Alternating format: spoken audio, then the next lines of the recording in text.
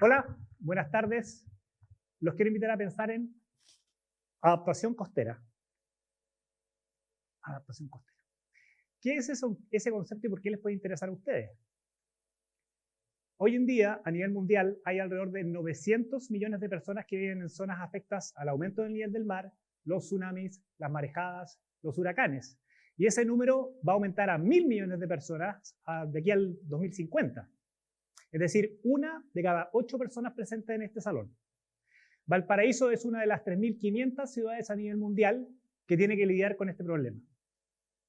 Y en los últimos 500 años, desde su descubrimiento en 1536, ha experimentado un gran terremoto cada siglo, un tsunami muy destructivo en 1730 y marejadas constantes todos los años.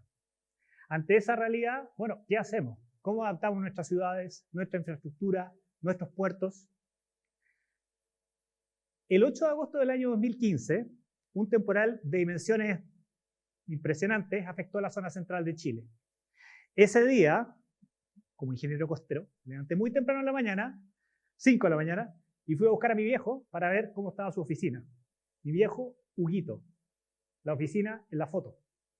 Cuando llegamos a destino, la oficina estaba completamente destruida. Igual que la línea férrea del Merval, ¿ya? Del Metro Regional Valparaíso, infraestructura costera colindante, etc. Ahora, este tipo de eventos va a ser más frecuente y más intenso en el futuro. Y eso debido al incremento del nivel del mar. Las predicciones dicen que de aquí al año 2100 el nivel del mar va a estar un poquito menos de 1 metro más arriba que en la actualidad. Para algunas islas en el Pacífico eso va a significar migraciones completas. En el caso chileno tal vez no, porque vivimos en una zona costera sísmica, ya que hace que la tierra se levante. Pero si pensamos de nuevo en la vida de Valparaíso, va a cumplir prontamente 500 años, podríamos pensar en 2300. El nivel del mar puede llegar a estar 3 metros más arriba que en la actualidad, si es que nos seguimos portando mal como especie. Si nos portamos bien, 0,5 metros. Ahora, el huracán Sandy afectó la ciudad de Nueva York el año 2012. Vivíamos allá en Estados Unidos en su momento y me tocó ir a ver los efectos que tuvo en Manhattan, por ejemplo, las inundaciones en el metro, etc. Y cuando uno visita hoy día el río Hudson, la ribera de Manhattan, lo que ve es esta señalética que indica hasta dónde va a llegar el nivel del mar ante un evento extremo con periodo de retorno de 100 años en el año 2050. Esas son palabras medias extrañas que ocupamos nosotros los ingenieros. Periodo de retorno, ¿qué significa eso? Pero independiente de lo que significa técnicamente, el visitante percibe que desde el paseo costero hacia arriba, alrededor de 3 metros más, podría llegar el agua ante un evento extremo. Y ahí, bueno, surge la adaptación. Y la adaptación es la capacidad de un sistema, puede ser un sistema físico o un ecosistema, de adaptar su comportamiento o incluso estructura ante cambios externos, como por ejemplo el aumento del nivel del mar, el cambio climático, los terremotos, etc., de manera de cumplir su función, ¿ya? Y si fuera un ecosistema podría ser mantener su salud. Y hoy en día hemos desarrollado una serie de opciones de adaptación costera, desde las más tradicionales, como por ejemplo tratar de combatir el efecto de las marejadas o la inundación con infraestructura dura, hormigón, cemento, roca, a otras que tienen que ver con la planificación urbana. Por ejemplo, podemos excluir ciertos usos en determinados lugares que se van a inundar en el futuro.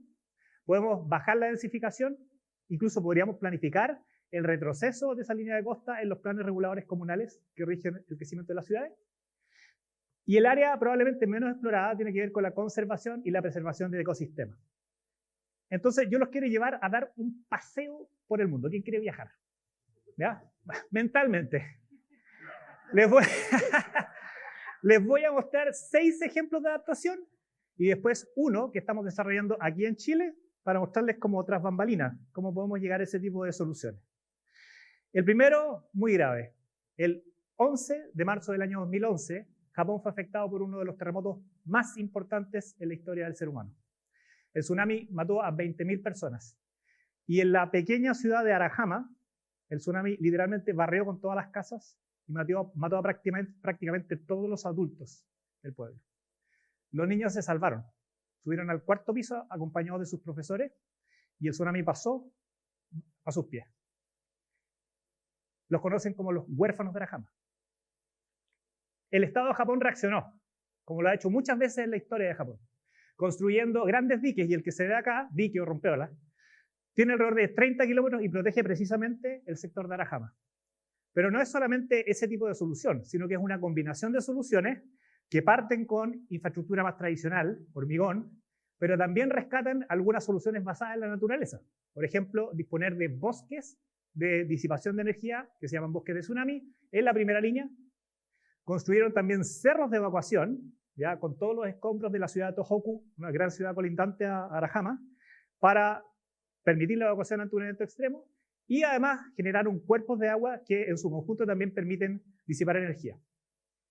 Y este esquema es una maqueta que está en el Museo de Arahama, que precisamente se ubica en la escuela de Arahama. Seguimos en Asia. Vámonos a Singapur. En Singapur, bueno, son afectados sistemáticamente por los tifones, y lo que se ve acá es un sistema de esclusas que se llama Marina Barrage, cuya función es evitar la inundación hacia el interior de la ciudad. Pero no solamente cumple esa función, sino que el hecho de regular el nivel del mar, el nivel del agua, perdón, del lago, facilita, por ejemplo, el diseño arquitectónico. Es mucho más fácil diseñar en un cuerpo de agua plano, fijo, que, por ejemplo, en una costa como la que tenemos nosotros aquí en Chile, donde hay fluctuaciones de marea y otros eventos. Así que desde la perspectiva arquitectónica, paisajística y urbana, extraordinario. Pero además permite acumular agua de la lluvia. Singapur es un país, ciudad, isla que no tiene cuenca, ¿ya? Y una de sus principales, digamos que fuentes de abastecimiento de agua es la precipitación. Así que aquí se ve un ejemplo de una obra dura, cara, probablemente en un país en vías de desarrollo como el nuestro no podamos materializarla, pero que cumple 3 funciones. Y eso es bastante bienvenido desde la perspectiva de la adaptación. Vengamos a Sudamérica y vamos al otro lado. Hace un par de años atrás estuve con mi buen amigo, el profe Isla, geólogo argentino, y me contaba que, por ejemplo, en Mar del Plata, para controlar la erosión costera, que es el proceso de pérdida de las arenas producto del oleaje y el aumento del nivel del mar, construyeron estos diques exentos y estos espigones. Hay una ligera distinción entre los dos. Pero estos sistemas que en su momento, en los años 80, eran muy bienvenidos, muy populares en todas partes, Mediterráneo, etc., de alguna manera cortan el flujo sedimentario, porque cuando las olas rompen genera un verdadero río de arena que transporta arena de un lado a otro. En este caso, cuando uno pone estas obstrucciones, ese flujo se corta. Y donde puede haber arena, producto de la presencia de las estructuras, genera eventualmente erosión donde no las hay. Con el mismo profe Isla, fuimos un poquito más allá, a Pinamar. Y en Pinamar rescataron esta idea de solución basada en la naturaleza, utilizando cercos de vegetación que cortan el viento. Con eso se promueve la sedimentación, la acumulación de sedimento. Crecen las dunas, crece la vegetación y finalmente te quedas con un sistema de amortiguación que está constituido por las dunas. No solo eso, sino que también, fíjense que la trama urbana está alejada de la playa. Y en conjunto, esos dos principios te permiten tener una costa más resiliente. Hace 25 o 30 años atrás, me estaba acordando, bastante más chascón que ahora, me tocó ir al lago Titicaca. Y ahí aprendí que la comunidad de los uros construyen sus casas en islas. Y con eso, de alguna manera, se adaptan a los diferentes niveles del lago en años hidrológicos, por ejemplo, lluviosos o secos. Ese principio también ha sido recogido en muchos otros lugares del mundo, como por ejemplo Holanda, donde uno puede, en una ciudad cualquiera, encontrar gente viviendo en casas flotantes.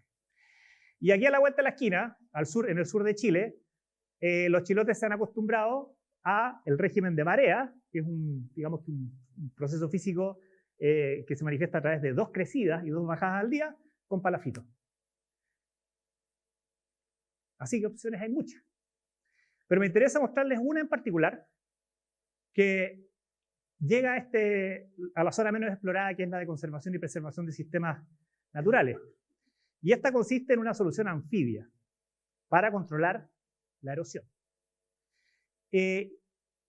Bueno, y la erosión, como decía previamente, es proceso físico que se manifiesta a través de una migración de las arenas en la zona expuesta a profundidades mayores.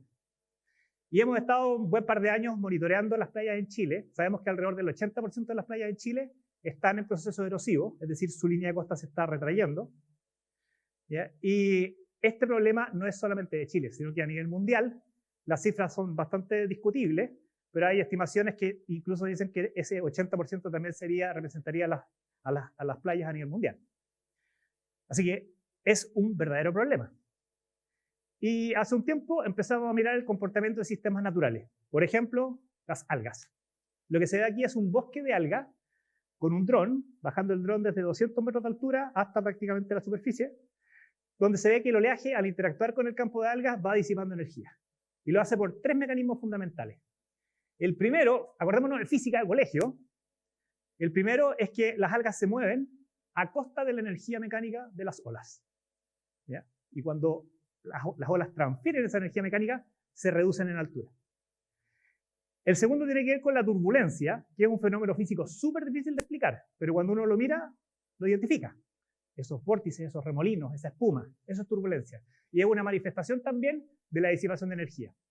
Y finalmente, el tercer mecanismo es que las algas reducen la velocidad en el bosque y con eso promueven la sedimentación, es decir, la acumulación de arenas en el fondo. Esos 3 mecanismos son los que queremos emular en una solución. Y para eso hemos estado conociendo a este paciente o esta posible solución. Y lo que se ven aquí son campos de Macrocystis pirífera. Es una alga que, aunque yo no lo creía cuando leí las crónicas de Darwin, puede llegar a tener 70 metros de longitud. Una cancha de fútbol, 100 metros, 70 metros. No son 70 metros en vertical, porque hay una zona fótica donde tiene que nacer, pero una vez que estas algas llegan arriba, se entrelazan y forman una especie de entramado que disipa energía. Estas algas tienen grampones que les permiten afianzarse en la roca. Son sus raíces. Y también tienen aerocistos, que son unos pequeños globitos que le dan la buoyantez positiva. Entonces hemos estado pensando en utilizarlas para disipar energía y controlar la erosión costera. Para eso hemos hecho todo tipo de trabajo. Nosotros trabajamos mucho con modelación numérica, computación, inteligencia artificial, modelos físicos, un pool de herramientas. Algunas de ellas se muestran acá. Aquí lo que vemos es a un buen amigo, colega Jorge Pérez, sacando muestras de Macrocystis pirífera, que si se fijan están flotando. ¿Ya? Y esas algas se llevan al laboratorio, se arrastran, ¿ya? Y se calcula de alguna manera la resistencia que tienen al flujo. Con eso podemos ver si son eficientes o no. Lo podemos hacer con una, lo podemos hacer con un conjunto.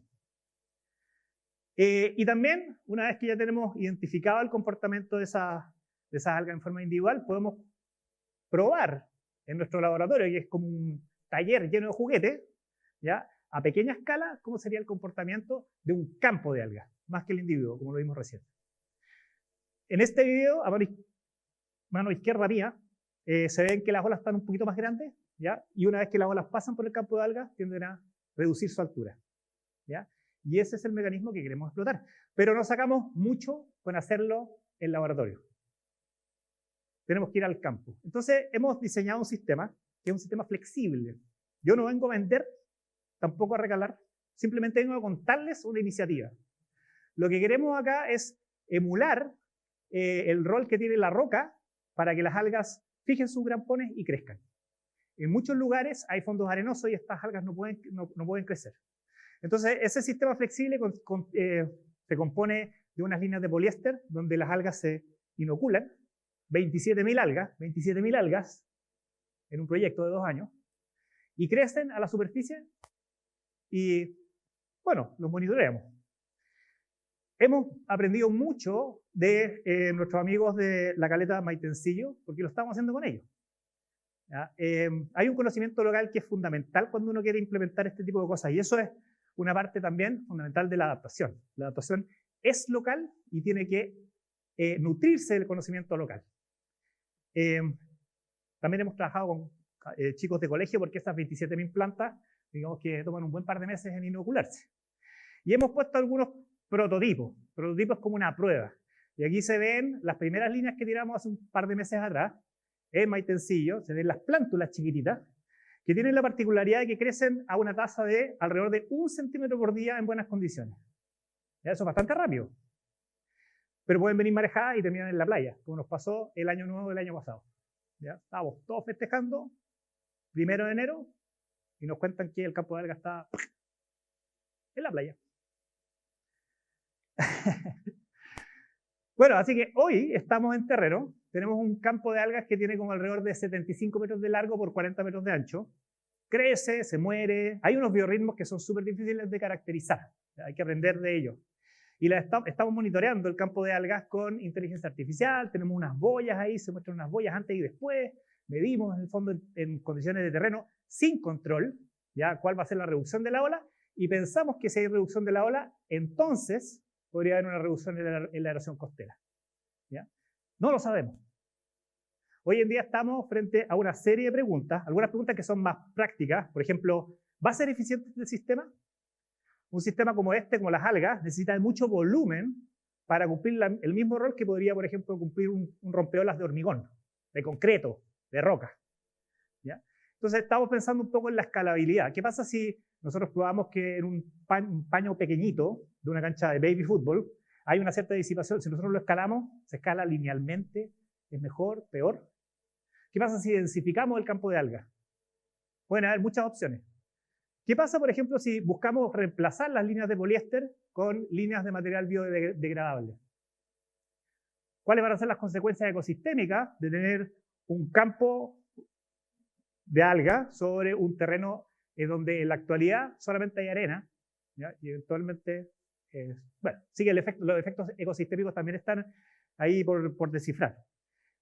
Y yo creo que un poco el espíritu de científico a mí me hace plantear estas preguntas, y creo que las olas del futuro van a ser distintas que las olas actuales. Eso va a cambiar. Van a seguir viniendo terremotos, tsunamis, huracanes, ¿ya? Pero el hecho de que haya un constante cambio implica que también la adaptación es un proceso. Y a ese viaje yo los quiero invitar aquí desde Valparaíso. Muchas gracias.